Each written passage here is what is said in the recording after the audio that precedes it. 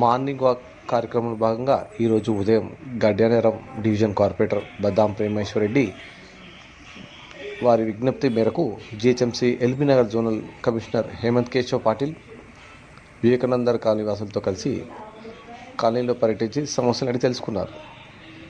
Vivekananda bus stop వద్ద గుర్తు తెలియని వ్యక్తులు అక్రమ పార్కింగ్ చేయడంతో పాటు వివేకానంద నగర్కు వచ్చే బస్సు కూడా రావడం లేదని తెలియజేశారు.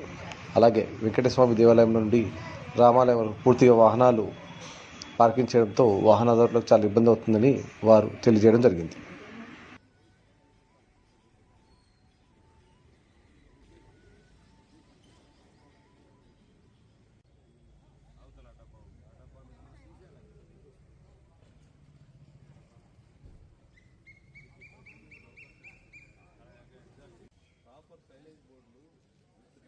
జాతీయ నాయకులు అందరి బిడ్డలు చాలా